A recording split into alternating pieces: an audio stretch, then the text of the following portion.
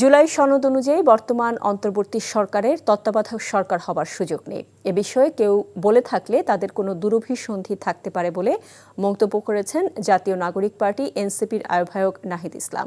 সন্ধ্যায় রাষ্ট্রীয় অতিথি ভবন যমুনায় প্রধান উপদেষ্টা ডক্টর মোহাম্মদ ইউনূসের সাথে বৈঠক শেষে একথা বলেন তিনি। বলেন, জুলাই সনদের কাগুজে মূল্যে বিশ্বাসী নয় এনসিপি। জানান, সনদ বাস্তবায়ন কিভাবে হবে সেটা নির্ধারণের পরই তাতে স্বাক্ষর করবে এনসিপি। আরও বলেন, উপদেষ্টা পরিষদের মধ্যে যাদের বিরুদ্ধে অদক্ষতা, দুর্নীতি ও পক্ষপাতের অভিযোগ রয়েছে তাদের বিরুদ্ধে ব্যবস্থা নেওয়ার দাবি জানিয়েছেন তারা। বর্তমান নির্বাচন কমিশনের আচরণ নিয়ে উদ্বেগ জানিয়ে একে পুনর্গঠনের দাবিও করেন তারা।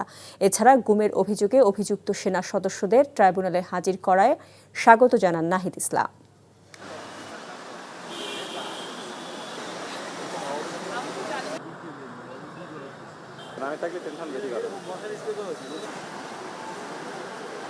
জুলাই সনদে শুধু কাগজে মূল্যে আমরা বিশ্বাসী নই, ফলে জুলাই সনদ বাস্তবায়নটা কিভাবে হবে সেইটার সম্পর্কে নিশ্চয়তা পাওয়ার পরে আমরা স্বাক্ষর করব।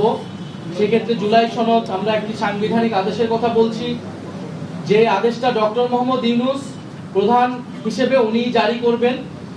কারণ জুলাই গণ অভ্যুত্থানে জনগণের যে সার্বভৌম ক্ষমতা, সেটার একমাত্র বৈধতা ডক্টর মোহাম্মদ ইউনূসেরই আছে, সেটা প্রেসিডেন্ট চুপ্পুর নাই।